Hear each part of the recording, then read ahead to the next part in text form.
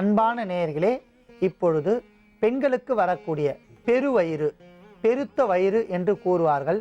பெருவயிறு மற்றும் தீரைப்புழு என்கிற நோய்க்கான மருத்துவத்தையும் இன்று நாம் பார்க்க போகிறோம்.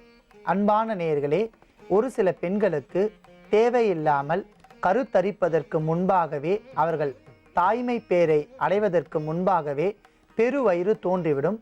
அந்த பெருவயிறினால் வயிற்று பகுதியில் அளவிற்கு அதிகமாக வாயு பகுதி அதிகரித்து அவர்களுக்கு உடல் குண்டாவதுடன் எல்லா பகுதிகளிலும் வாயு அதிகரித்து வயிறு வெளியே தள்ளிவிடும்.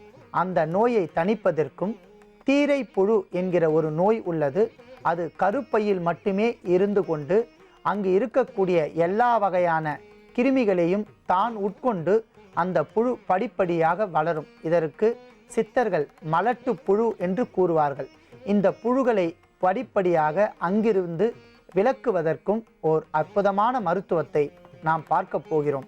இதற்கு தீரைப்புழு எண்ணெய் என்று பெயர் வைத்திருக்கிறார்கள் சித்தர்கள்.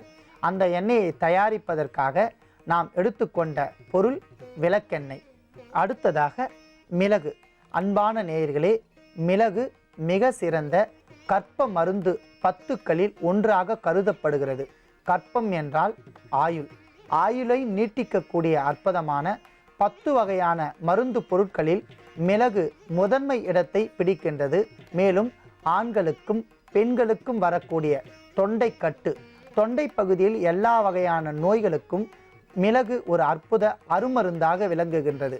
மிளகை நாம் பாலில் இட்டு தினந்தோறும் இரவில் குடித்து வந்தால் தொண்டை பகுதியில் இருக்கக்கூடிய கிருமிகள் எல்லாம் மறைந்து பேச்சு திறன் நன்றாக வரும். மற்றும் குரல் கம்மல் என்று சொல்வார்கள். குரலில் இருக்கக்கூடிய அத்தனை வகையான குற்றங்களும் பூரணமாக நீங்கிவிடும்.